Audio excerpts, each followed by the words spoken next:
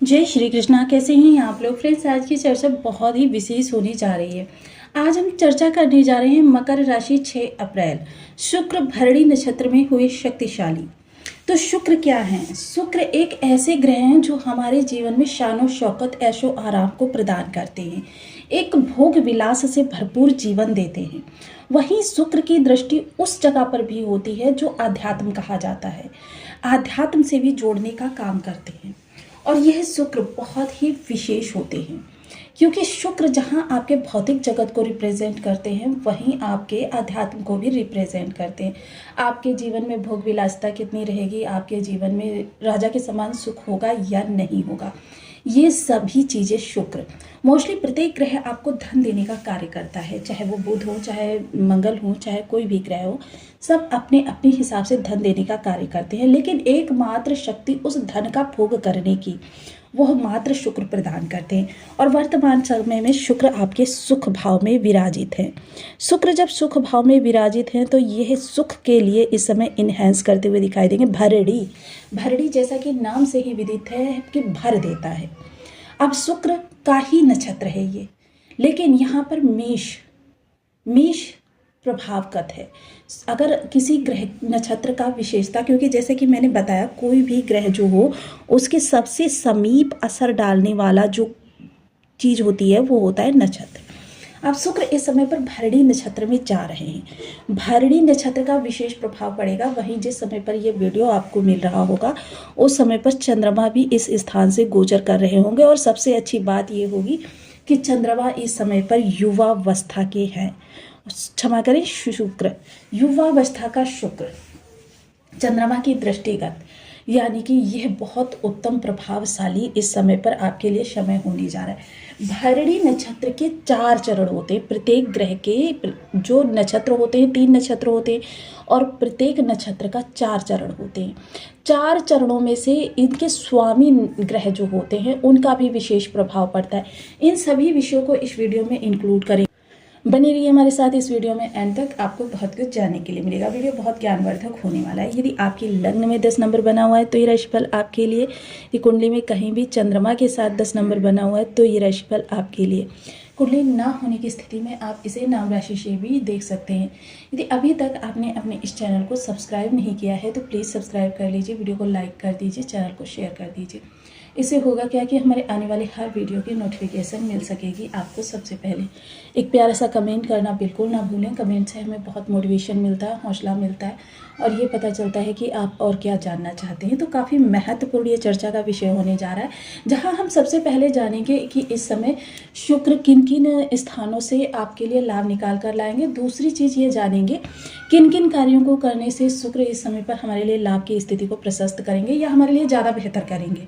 और इसके साथ ही ये जानेंगे कि शुक्र किस नवमांश में जाने पर अपने प्रभावों को किस तरीके से परिवर्तित करेगा। सारी चर्चाएं इस वीडियो में करेंगे। विशेषतः शुक्र इस समय सुख भाव में बैठे हुए हैं, तो मोस्टली प्रत्येक व्यक्ति जो आजीविका या जो भी कर्म करता है वो सुख यानी कि अपने परिवार को सुदृढ़ करने के लिए करता है।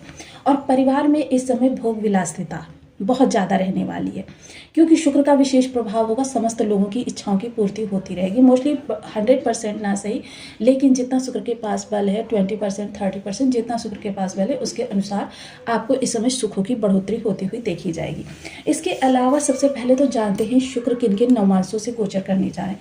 प्रथम नवमांश जो रहेगा वो सिंह का रहेगा। सिंह नवमांश, अगर भरणी नक्षत्र के स्वामी की बात करें तो देखिए जहाँ ये शुक्र का नक्षत्र है वहीं इसके देवता जो हैं यमराज, वो धर्म आध्यात्म और न्याय के देवता हैं। अब यहाँ ऐसी स्थिति में आपको न्याय के अनुसार, अब ऐसा नहीं है परिवार में किसी सदस्य को हम बहुत ज़्यादा चाह रहे हैं तो उसको ज़्यादा चीज़ें प्रोवाइड करा दी, या परिवार में किसी को हम कम चाहते हैं या कोई व्यक्ति हमको प्रिय नहीं है तो उसको हम कुछ भी ना दें। यह सिचुएशन जो है वो आपके लिए इस समय थोड़ा सा आपके शुक्र के प्रभावों को परिवर्तित कर देगी। थोड़ा इस समय आप परिवार के प्रत्येक सदस्य को न्यायानुसार देखें, एक मुखिया की दृष्टि से देखें। परिवार के सदस्य की दृष्टि से नहीं। तो ये चीज़ें आपके साथ इस समय पर होती जाएगी। भरणी नक्षत्र बहुत विशेष होता है, इसका पहला नवमास जो होगा सिंह। ऐसे में अगर अपने रचनात्मक कार्यों को आप प्रसिद्धि से जोड़ देंगे तो आपके लिए बहुत ज़्यादा इस समय पर लाभ की स्थिति निकल कर आएगी। अब रचनात्मक कार्य क्या होते हैं? रचनात्मक कार्य जैसे कोई क्रिएटिविटी, क्योंकि शुक्र कला के कारक होते हैं कि आपके अंदर सिंगिंग, राइटिंग या फिर आपके एक्टिंग या फिर किसी श्रृंगार को बहुत ज़्यादा इन्हेंस करना, या फिर मतलब ये सारी चीज़ें जो होती हैं जो रचनात्मक चीज़ें होती हैं। रचनात्मक चीज़ें जैसे क्रिएटिविटी से आजकल वेस्टेज से कुछ बनाना, ये चीज़ें यदि आपके अंदर है, पेंटिंग करना है, तो आपको इस समय प्रसिद्धि से जोड़ देना चाहिए। मोस्टली इस समय ऐसे लोगों के लिए बहुत अच्छा लाभ निकल कर आने वाला है। ये अपने जीवन में जिस चीज़ के लिए वर्षों से संघर्ष कर रहे थे वो संघर्ष इनका समाप्त होने जा रहा है। जैसे कि लास्ट के वीडियो में मैंने गुरु के बारे में जो चर्चा की थी उसमें मैंने आपको डिटेल में बताया था कि शुक्र इस समय बहुत लंबे समय बाद एक स्वतंत्र प्रभाव देते हुए देखे जाएंगे, और प्रथम बार ऐसा होगा जब शुक्र ये यहाँ पर स्वतंत्र प्रभाव दे रहे हैं। और काफ़ी लंबे समय से, लगभग 6 माह से शुक्र किसी ना किसी ग्रह के साथ युति कर रहे थे, जिस कारण से शुक्र के प्रभाव उतने अच्छे हमको नहीं मिल पा रहे थे जितने कि मिलने चाहिए। क्योंकि किसी भी ग्रह के साथ जाएंगे तो प्रभाव में तो विशेष परिवर्तन पड़ेगा ही। अब जैसे 5 जो आवरण चढ़ जाते हैं, इन 5 आवरण में देखिए दृष्टि संबंध और युति संबंध अलग की चीज़ें हो जाती हैं। ये 5 आवरण जो चढ़ जाते हैं इनके प्रभाव से, और शुक्र इस समय युवावस्था के भी हैं, तो यानी कि भरणी में जाना एक वरदान से कम नहीं है।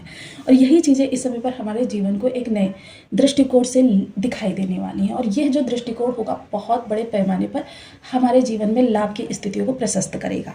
साथ ही साथ इस समय आजीविका भी इस समय इनसे प्रभावित होगी, क्योंकि चंद्रमा सौम्यता के कारक यहाँ पर बैठे हुए हैं और शुक्र भी सौम्यता के ही ग्रह माने जाते हैं। अब चंद्रमा की दृष्टि इन पर, इनकी दृष्टि चंद्रमा पर, यानी कि यहाँ पर आपके कार्य क्षेत्र में भी बड़े बदलाव आते हुए देखे जाएंगे।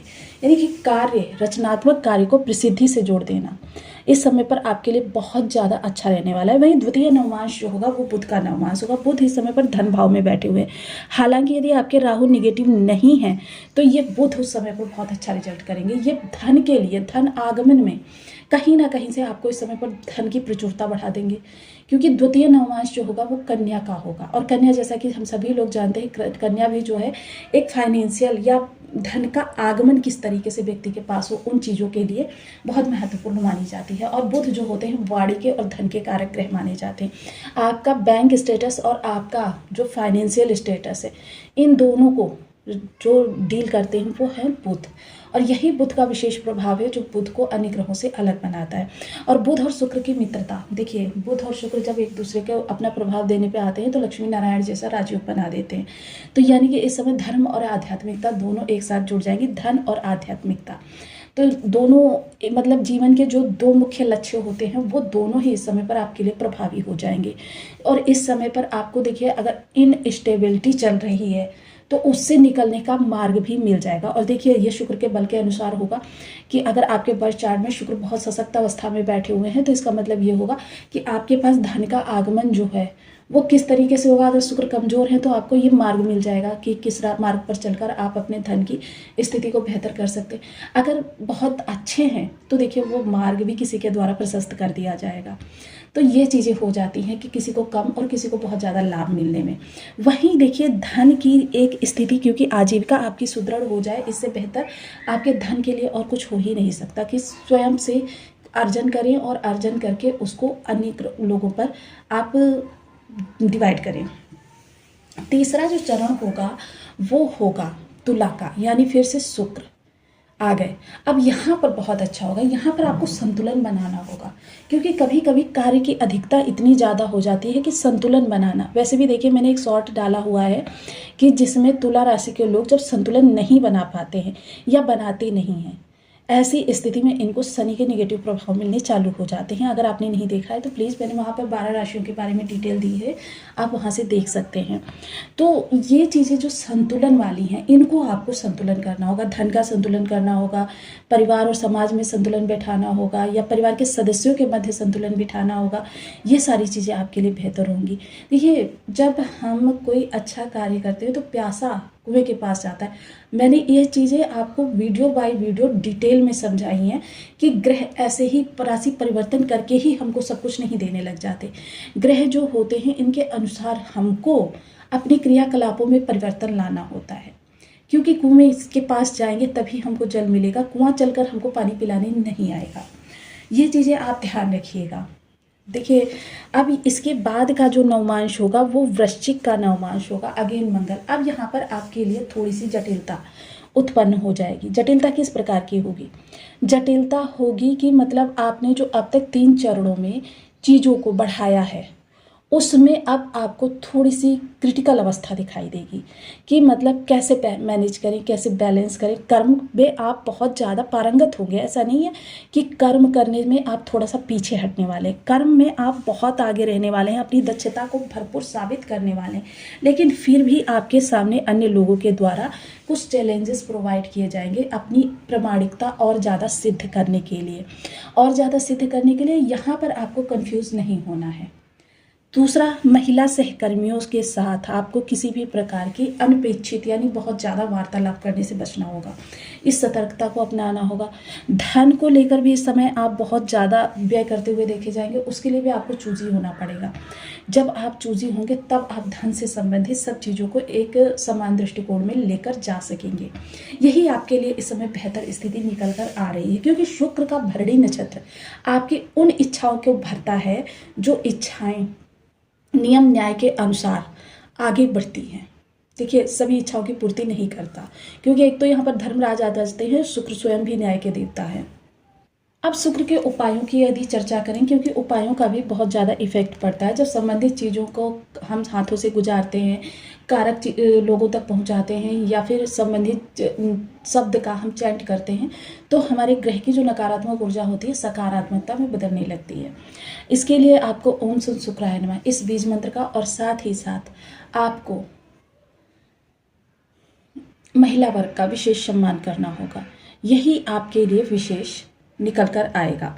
और इसके अतिरिक्त देखिए, आपको इस दौरान काफ़ी ज़्यादा कह सकते हैं कि मीठा दही करके आप शुक्रवार के दिन आप देवालय में लक्ष्मी जी का जो मंदिर हो वहाँ पर इसको समर्पित करें। आपके लिए बहुत अच्छी स्थितियाँ निकल कर आएंगी। और साथ ही साथ देखिए, 13 वर्ष से कम उम्र की कन्याओं को दही या फिर